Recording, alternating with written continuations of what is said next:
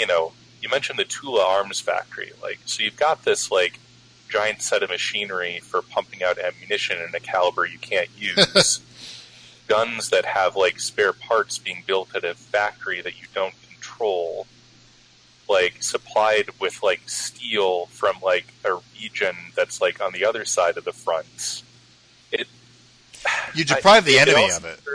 That's what you do. I mean, I understand that, but, it's, it all seems very, Well, I think we've taken your city, and now I can make my sweet cavalry units. Right. Yeah, I think you're right. I think that in a short time period, those assets would not have been productive in sort of your own army, but it obviously would have deprived the opponent.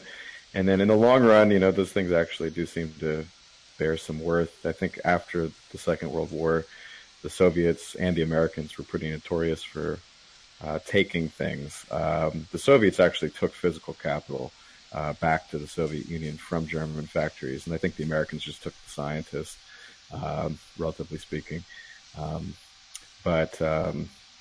Yeah, I don't know. Yeah, that always sort of intrigued me as well. What good is that stuff to you? But I think, as you pointed out, the coal mine, the oil fields were apparently very important to the Germans. And I've actually always sort of wondered about that because there's a very good documentary called The World at War that actually breaks the war down into something like 20 hours of documentary footage from all angles of the belligerents. And we often forget that the Russians and Germans were allies until Hitler broke the agreement. And up until that point, there was a guy who was, I don't know, some logistics officer.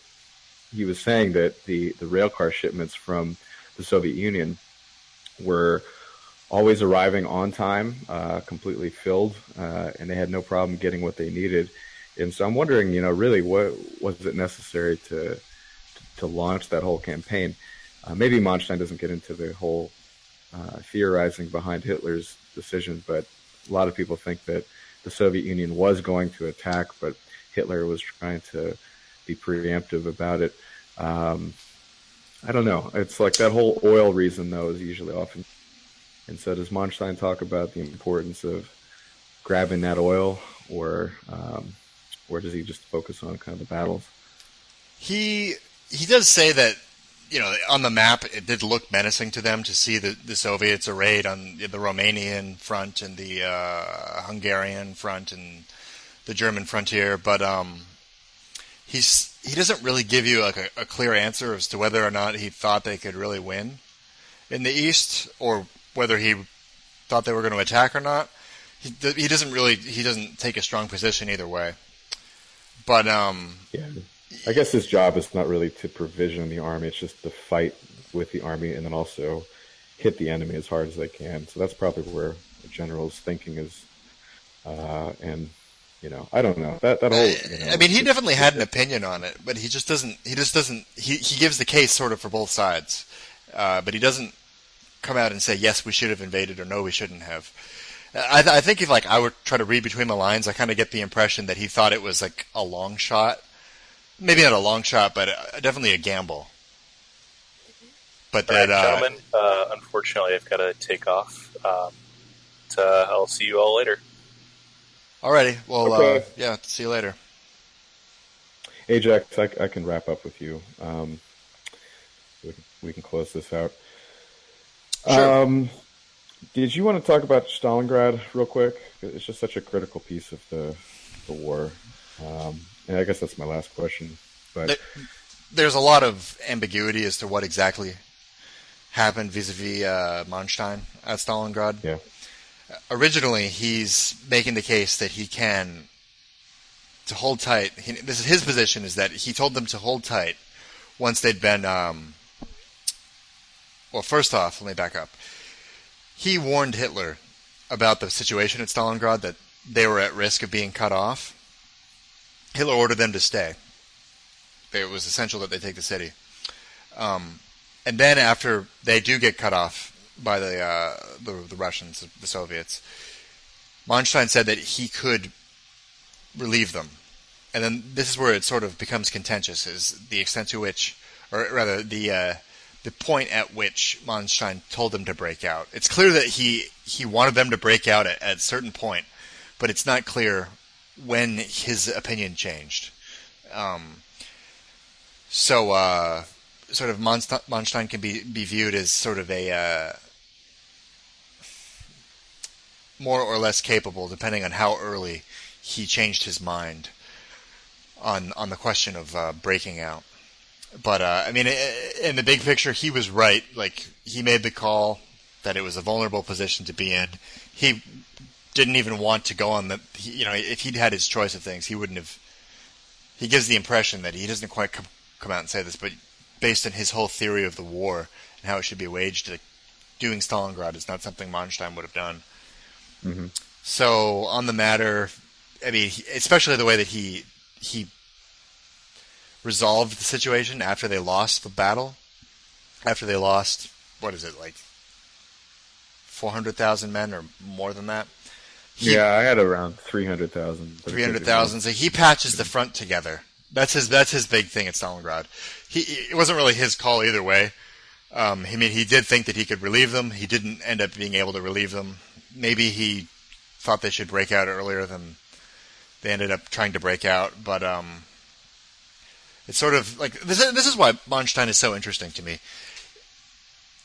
He has this like theory of the war that's so different from what Hitler insisted on, and yet he's forced at every moment. He's very rarely given a free hand, so he's forced to hand out these or to carry out these orders that he thinks are insane. Maybe not insane, but like he thinks are too risky or reckless, just not the way to go about things. And yet he does a pretty good job. And then he's also able to fight Hitler and sort of get a free hand to a certain extent to sort of carry out Hitler's orders in sort of a better way. So after Stalingrad, Hitler just doesn't intervene. Hitler, like, I think, realized how much he fucked up, basically, how big of a disaster he'd forced the German army into, and so he gives Manstein something on the order of weeks or a few months to patch things together, and Manstein does do it, and then after the action around, I think, Kharkiv, that city in Ukraine, they're back to the old game of Hitler really interfering more and more. Mm-hmm. Well, many historians point to Stalingrad as the turning point in the Germans' efforts against the Soviet Union. I wonder if they had actually not even fought there, would they have come out successfully? Let's just pretend for a moment that Manstein was allowed to do what he wanted. Let's just put it that way. Does Manstein think that he could have actually succeeded? And do you think he could have succeeded in at least fighting to a draw? Manstein was convinced they could fight to a draw. If he or someone like him had been given command after Stalingrad. He says that who knows if they could have won. He thinks there's a chance they could have won, maybe a decent chance that they could have won. And when I say could have won, I mean in summer 1941 when they're plowing into the Soviet Union. Or even earlier than that, when they were planning kind of like an optimal campaign, the way that he would have wanted to run things. He never says it was guaranteed. He says it was always a gamble. But he's clear that after Stalingrad, there's no way they're beating the Soviet Union unless the Soviets really make an enormous misstep, take an enormous misstep. The best that they could have hoped to do, the war was really lost at Stalingrad, and the best they could have hoped to do was fight it to a draw. What he wanted to do was basically use rivers for defense, fortify rivers, force the Soviets to take enormous losses to cross rivers, and also do strategic retreat and force the Soviets into basically overextending themselves and stretching their supply lines and subject to a German counterattack. But don't think he was ever too up on the idea of invading the Soviet Union. He had a realistic outlook on it. Mm-hmm. Yeah, it's always hard to know, given different circumstances, how things would have changed.